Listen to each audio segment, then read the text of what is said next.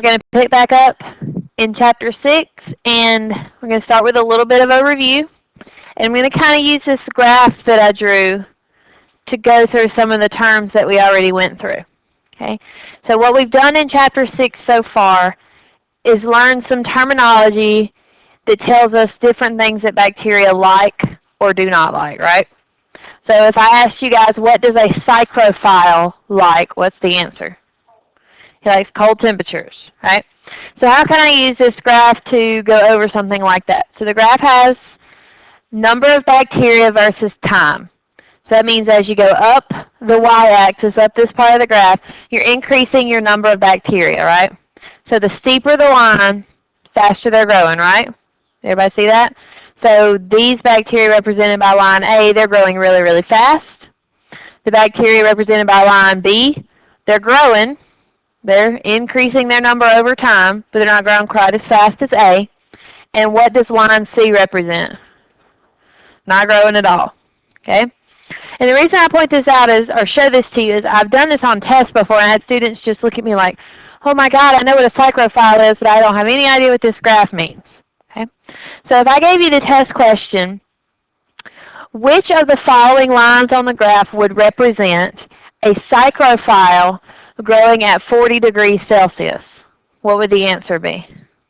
Why is the answer C? Because that's too hot. A psychrophile can't grow at 40 degrees Celsius. Okay? What if I ask you the question, which of these lines would represent an acidophile growing at pH 6? Before you answer, what is an acidophile like? He likes acid. So if he's growing at pH 6, which line would you guess would be the answer? Come on, guess. You got a 1 in 3 shot of getting it right. B. Why would B be the answer? It's not his favorite, right? He's going to prefer something more acidic, but I never said to you that an acidophile would die if he wasn't in pH 2, right? And is pH 6 still slightly acidic? It is slightly acidic. So he's going to be growing more along line B. Not quite as optimum, but could still grow. What about a mesophile growing at 37 degrees? What are mesophiles like? Middle temperature, right? Their optimum was body temperature. So which of these lines would represent that mesophile growing at his optimum temperature? A. That's his favorite, right? So he's going to be growing as fast as he possibly can. What about an obligate aerobe growing in the presence of oxygen? A. An obligate aerobe likes oxygen, requires it, so he grows well, so we would choose A. What about an obligate anaerobe growing in the presence of oxygen? C, because because oxygen kills an obligate anaerobe, so he's not growing at all. That's why we choose C. What about a facultative anaerobe growing without oxygen? Why B? B is correct, but why is B the answer?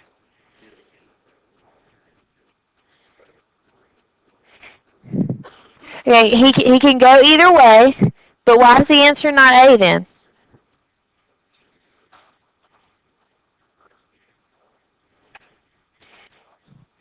That's so close. It's not quite right. If oxygen's there, will he use it? Yes, that's kind of your key there. And facultative anaerobe, he doesn't have to have oxygen, so he can go either way. But since oxygen was there in the example, he's going to grow, but he can't grow super fast. He's going to fit somewhere quite in the middle. That's probably one of the hardest ones that I could possibly do to you. Are you guys comfortable with the terminology? You could pick out what they can grow in. You could understand that it's not just grow or doesn't grow, right? It's grow perfectly well, not grow at all, grow okay. There's different ranges we can choose from. Is everybody comfortable? Okay. I want to see all good grades on my next test. I got to make sure. Okay. All right. So that's kind of what we've been doing in Chapter 6. And where I ended last time, we were talking about how these microbes reproduce. We said they reproduce by binary fission, where one bacterium always becomes how many? 2. So every time you have 1, it is going to replicate and become 2. This is the only way it can possibly happen with bacteria. Since we always have that 1 going to 2, we can call this original bacteria the mother cell, the parent cell, and what are each of the offspring called? Daughter cells, right? And then we got to looking at this mathematically. And we said that as we kind of get started, it's easy to say 1 becomes 2. 2 becomes 4. 4 becomes 8, 16, 32, 64. But as we start getting higher and higher in number, it gets a lot harder to do the math in our head, right? So, especially for me. So we're going to kind of use an expression to explain it. Every time we talk about how many bacteria we have, we're going to use an exponent system, where we're going to use 2 as our base number, and then some smaller number as our exponent. Why do we always use the 2 as our base number? Because the 1 cell always becomes 2. We're using exponential growth. What does the exponent represent? How many generations you have gone through. It's kind of a fancy way of saying how long have you let your bacterium grow. Okay? So if we look at this picture again, the time it takes to go from this 1 cell to 2 cells, that's called our generation time. Just to give a generic time, let's say that's 1 hour. Okay, so in 1 hour, this 1 cell can become 2 cells. Okay? So in 2 hours, how many generations have we gone through? 2. In 3 hours, we've gone through 3 generations.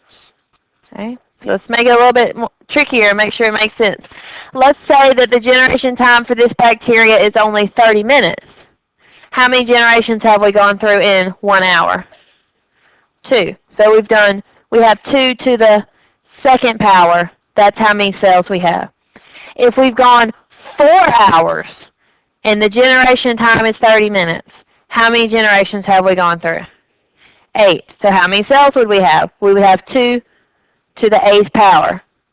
Okay? But there again, that could get a little hard to do in our head if we had to just keep thinking about it, right? If the generation time is an hour, it's pretty easy. 30 minutes still, you can probably figure it out, right? But there are times when it gets a little bit trickier. And so I have a few little practice problems for us to work together and make sure that you can do these type of calculations, figure out how many bacteria do you have.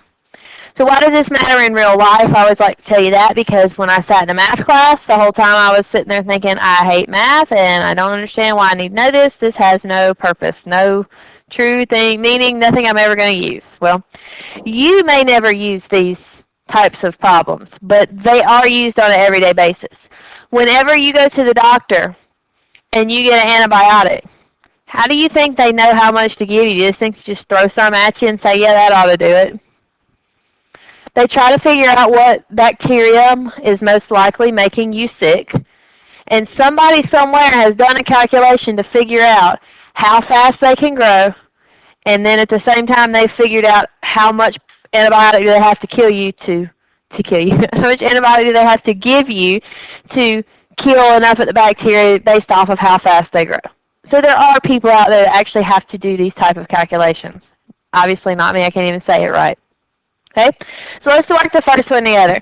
I know that some of you will be able to just read the problem and give me an answer. But don't do that. I want to show you how to work it, how to set it up, in case it's not one that you can just obviously do.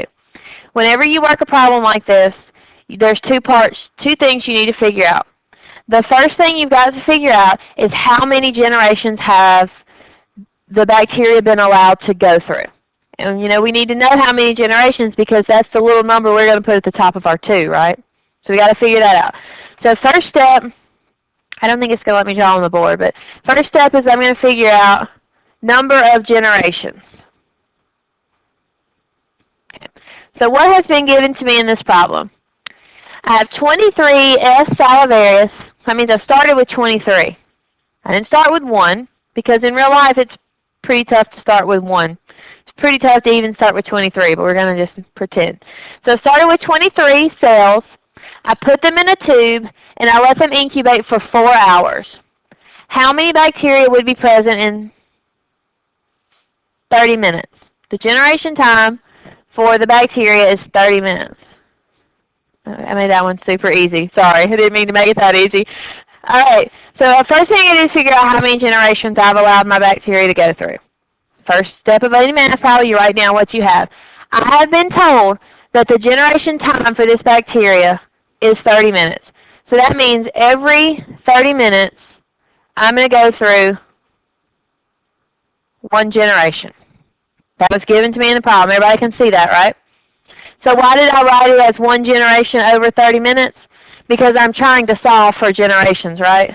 So whatever unit of measure I'm solving for, that goes on the top. Okay? In a math class, if I want to end up with the generations, I got to figure out how to cancel my time out, right?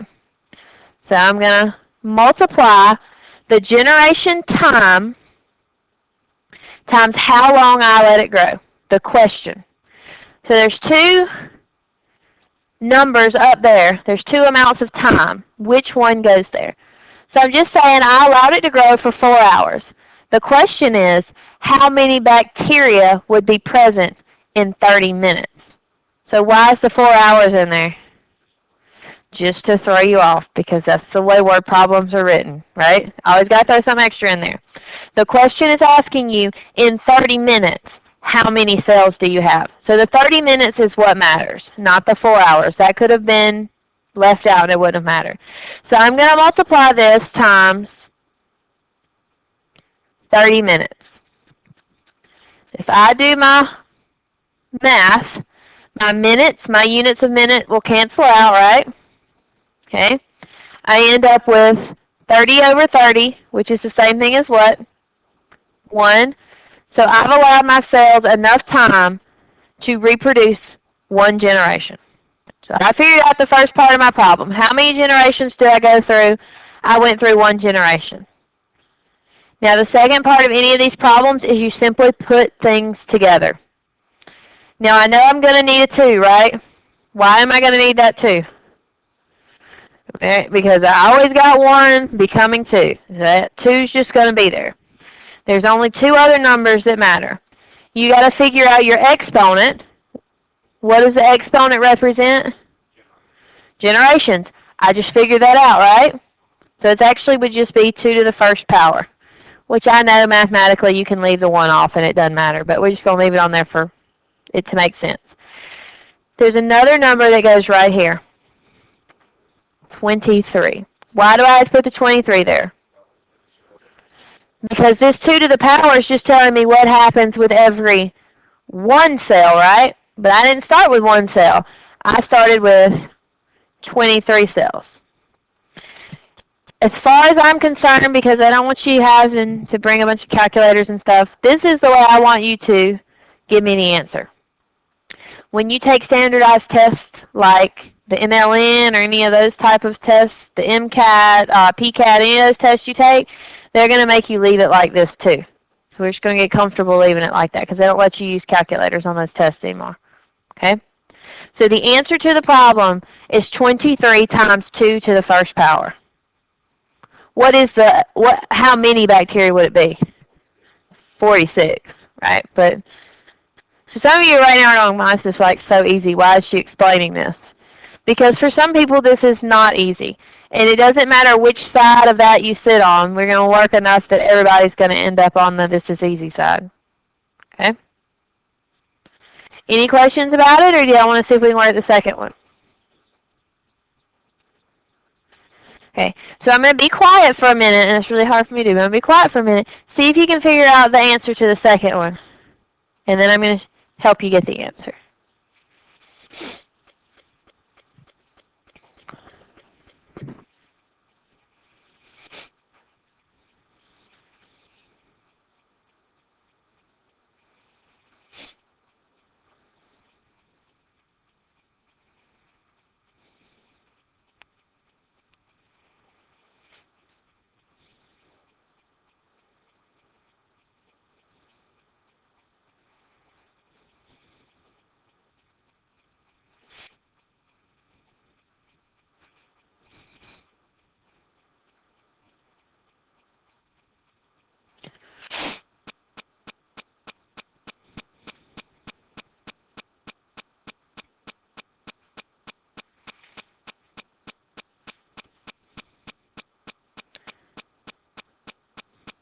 All right, let's start setting it up together and see if you guys got it right. So after you clean your toilet with Lysol, 99% of the bacteria were removed, leaving only 4 E. coli. So what are we going to use that number 4 for? That's the original ones we started with, right? So that's actually going to fit down here at the bottom of our answer, right? So I already know most of my answer, 4 times 2 to the something. The 2 to something, that's really the only thing you have to figure out, right? Okay. The generation time for E. coli is 20 minutes. So it goes a little faster, right? How many E. coli would be present in your toilet after 2 hours? So what's the first thing I need to write down to calculate my number of generations? I have 1 generation every 20 minutes. Okay, given to you in the problem. That's the generation time. 1 generation over 20 minutes. I'm going to multiply that times what? 2 hours, right? 2 hours, that's how long I let it go. And you guys picked up on a very important thing. I can't write 2 hours. I got to change it where my units match.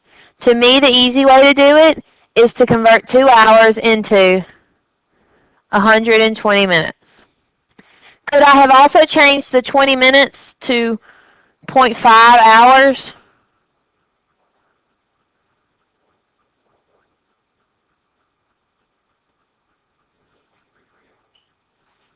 Okay, excuse me, whatever, 1/3. I told you I wasn't good at math. Or 1/3 of an hour. My point is, does it matter which one you change? It doesn't matter which one you change. You just have to make them match each other. Okay? So now that I changed my 2 hours to 120 minutes, my minutes cancel out. And what's my answer? 6, not 60. Everybody see that? I end up with 120 divided by 20. The answer is 6 generations. Okay? So my entire answer is now 4 times 2 to the 6th power. Lucky for you, I have to this day never seen a problem that they gave you that didn't work out evenly. In real life, do you think it's always going to be a generation time of 20 minutes? No. And you do end up with decimal places. Trust me, that's very frustrating when you're in a lab because there's no such thing as 0.3 bacteria. So you end up having to figure out which way to round. But for the purposes of this, everything's always going to work out nice and pretty. Okay? And any test you ever take beyond me, if they do this to you, it'll work out evenly. I've never seen one that didn't. Does that make sense? We got it? Okay. All right. If you guys say you have it. If you're not sure whether you have that or not, there's several practice problems at the end of your chapter, and you have the answer in the back of your book. So see if you get the answer right. Practice them, and if you can't get the answer right, come see me, and we'll sit down and figure out how to work them. Or at the beginning of your next class, we'll work some more together. Okay. The last thing in this chapter is now looking at not how one bacterium by itself behaves. We understand that 1 becomes 2, and 2 becomes 4. But once they are in a population, they're in a group, things can affect how that group grows. Okay? And it's kind of common sense if you think about it. If I have 1 bacteria and I put it in this room, can it continue to reproduce indefinitely and just never stop growing? If we had a population of us in this room, if they locked us in this room for the rest of our lives, would we just live forever in here? Why would we not live forever? We'd run out of oxygen. We'd run out of what else? Food, water, all the things we need we'd run out of, right? What would we start collecting too much of in here? Waste. Carbon dioxide and other types of waste would collect in the room. We would not be able to last. Would we all just fall out and die at the same time? The scrawny people, they're the ones that's going to go first, right? Because the bigger, stronger people, we're going to live a little bit longer. And then eventually, though, everybody is going to die, right? The same exact thing happens to a group of bacteria when you put them together. And then what we can do is we can look at it when we place these bacteria together, and we can find 4 distinct phases of growth. And no matter what bacteria, no matter where you put them, no matter what you expose them to, they always go in a growth that goes through these 4 phases. The length of time that you're in each phase can change, but they always go through all 4 phases. The 4 phases of growth are going to be the lag phase, log phase, stationary, and death. Okay? The lag phase, if I'm lagging around, what does that mean? I'm just kind of hanging out, right? Doesn't mean I'm dead. It just means I'm not moving real fast. Okay?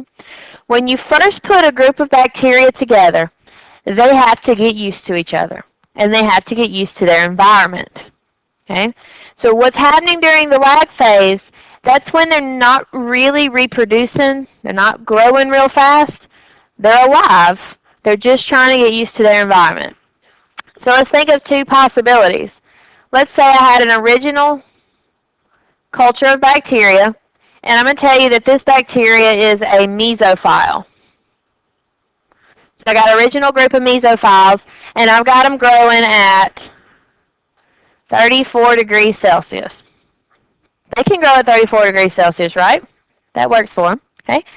So there's 2 things I could do to them. Let's say I took some of them out, and I put them in a new test tube, and I started growing them at 37 degrees Celsius. What did I do to them? I increased their temperature. Did I make them happy or did I make them sad? I made them happy because I put them at their optimum temperature, right? By doing this, what do you think the lag phase would look like? Would it be shorter or longer if I put them in an environment they liked? I'd have a shorter lag phase. Does that mean they can just can they just start growing immediately? No, because I did change it, right? So they still got to get used to it. But I have improved their situation. Does everybody understand how we knew this was an improved situation? Everybody understand that? I had to tell you what type of bacteria they are, right? That matters. Since I told you they were mesophiles, I improved it. The other possibility I could do is I take some of them, and instead of putting them at 37 degrees Celsius, let's say I put them at 24 degrees Celsius. Right? That's kind of chilly for them, right? It's not going to kill them, but are they going to like this? So what's going to happen to that lag phase? It's going to be longer, right? It's going to slow down their ability to move from the getting used to their environment to the growing phase, right? Can everybody see that? Exactly. And if not only that, if you have fish in your house, have you ever noticed how they act really funny right after you first clean their water? If you've never noticed that, you don't care much about your fish. Usually they're kind of still, and they're freaking out. They will die if you don't allow them to adjust to it quickly enough. And that's just because they got to get used to their environment. Bacteria are not quite as tough as we like to think they are. We like to think we can do anything to them, and they keep living. That's why they make us sick. Not really. If you change their temperature too much, they're not going to grow. I guess there could be a third scenario. What if I took some of them out and I put them at 65 degrees Celsius? What would the lag phase look like? It would never end, right? They would stay a flat line because would they ever hit a growth phase? No, because the temperature's too hot for them. Oh, good. You guys are smart. You guys are picking this up well. All right. So regardless of whether I've made them a little happier or a little sadder, after they've been in the lag phase for a little while, they will begin to grow. And we call the growth phase a log phase. The log phase is called that because that's the point when they enter their exponential growth. That's the point when they enter the 1 becomes 2, 2 becomes 4. They really start growing very fast. Now the graph right here, this is just a generic, more of an average graph. But let's go back to our 2 possibilities. If we look at our mesophile that I had put at 37 degrees Celsius, what would his log phase look like compared to my mesophile at 24 degrees Celsius? All right? Oh, I can't draw on my screen. That drives me crazy. So if I look at my graph right here, If I'm talking about the mesophile that I moved to 37, the mesophile I made happy, he'd have a little short log phase, and then his log phase would be really, really steep, right? He'd grow really fast. If I'm talking about the mesophile that I moved to 24 degrees Celsius, he's not as happy, so he had that little bit longer lag phase, and then his log probably would not be quite as steep. That make sense? Okay. Regardless of what we've done to them, once they've grown for a little while, they're going to enter a stationary phase. Now this is a straight line on the graph. Do you think they grow, and then all of a sudden they all just stop growing? No, just like we said, we wouldn't do that, right? We wouldn't just all of a sudden die. When we enter the stationary phase, that's when some of them are still growing. So some of them are still going up on the curve like this, right? But some of them are also dying, going down on the curve. So if you have some going up and some going down, what's the average of those two lines? Straight flat line, right? So that's why we enter this phase and we have a flat line. Which ones are still going to be growing? The stronger, the tougher ones out of the group, the younger ones out of the group, right? The ones that are going to start to die first are the older ones that have already reproduced a lot, and they're just not as strong anymore. Why do they have to enter that phase? What do they run out of? Room. That's one good answer. They run out of room. They're in a test tube, right? What else could they run out of? Food. How much food do they have? Just what I gave them, right? If they run out, they can't get any more. They're done. They're also building up waste products in there, right? Every time they produce energy, they're building up waste products. So all that's going on in that test tube. And once you get to a certain point, some of them start to die. Those that keep on growing keep using the food though, right? Keep making waste products. So eventually everybody is going to start to die. And we're going to learn in Chapter 7, which we'll probably start today. In Chapter 7, we learn that the death phase is also logarithmic. It's also exponential. They die just as fast as they grow once they get to the point that they run out of everything. Okay. Now these types of graphs, you notice the time is in hours. These types of graphs take at least 24 hours to see all four phases grow out. And I can tell you from personal experience, this is not fun to figure out. You have to go in every hour and count how many bacteria you have in your test tube. And I've done this many, many times. And I also taught microbial physiology at USM before I came here to teach. And I made my lab students do this. And they had to sign up for a time. And they had to come in at 1 o'clock in the morning, 2 o'clock in the morning, 3 o'clock in the morning, come into the lab and count bacteria to figure these out. So there are people who have to stay up all night and do these sorts of things. I have slept in a lab many times because it's not worth going home for 30 minutes to come back and count bacteria the next 30 minutes. So there are people who have to do this, so we're not learning it for nothing. Okay? So I have 2 example test questions. It's all about showing you what your test is going to look like today, apparently. So y'all take advantage of that. And I've given you this graph, which I usually do. I give you one, and then I tell you that I want you to draw on that graph, given the scenario, how is that curve going to look different? So we'll do the first little scenario. Let's figure it out. A halophilic bacterium population was removed. So what do we already know? What's a halophile? Like salt, right? So a halophile was removed from a 2% sodium chloride media and placed in a 3% sodium chloride media. So what did we do to him? We made him happy, right? I love it. Dion's starting to talk like me. We made him happy, right? We took him from a lower salt to a higher salt. That's what he likes. He's a halophile. So we made him happy. We did the first little scenario. We made him happy. The culture was incubated at 37 degrees Celsius. Does that matter? Not to your knowledge, right? All I told you was he's a halophile, so you just assume, well, he must be growing. Okay? All right. So if this is my standard graph right here, what would the graph look like for that first scenario? The halophile going from 2% to 3%. Short lag, right? Steeper log, longer stationary, and then a death. Very good. You guys have picked up on this really, really fast. Everybody's brains working today? We all had lots of beer at the Super Bowl, right? Got our brains going good? Okay, I like it. All right.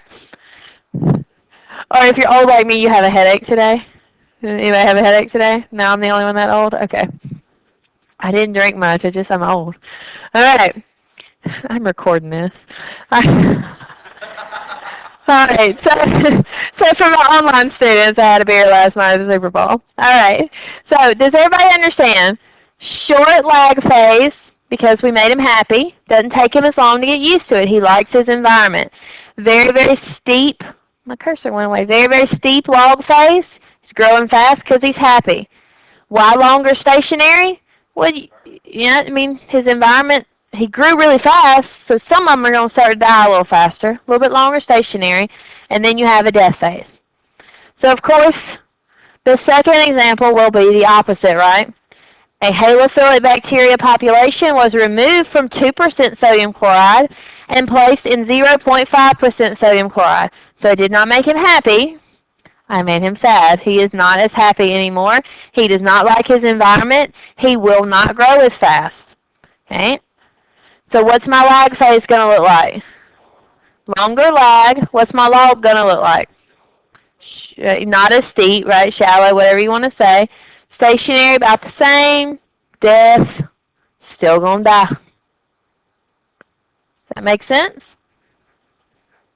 Yeah. If only we didn't have to. So how do you guys feel about this? You seem like you've done really well with this. I told y'all at the beginning, though, this is one of the chapters that everybody seems to do really well on, so I want everybody to understand and do well. We're good? Is there really anything else I could do to you? I can think of one other thing I could do to you. But for the most part, there's really only two things I can do. Either make him happy, right, or make him unhappy. Only other thing I could think of I could do would be you have an obligate halophilic bacteria. What does that tell you? Obligate halophilic. He must have salt. That's the key word. He must have salt. So if this said an obligate halophilic bacteria was removed from 2% to 0%, right, so what would his line look like? Flat line. I did that on one test, and you should have seen the looks on my students' faces. They were just freaked out. I just don't know what to do. And they'd come up and even explain it to me. He can't grow. I don't know what to do. I don't know how to draw that line. And all I could do was smile, and it's just straight line. If they're not growing, straight line. But I know sometimes when you're taking a test, things that make sense to you any other time, you just can't come up with it while you're taking a test. I know how that feels. So do we feel good about this? Okay. Are y'all ready to go to Chapter 7?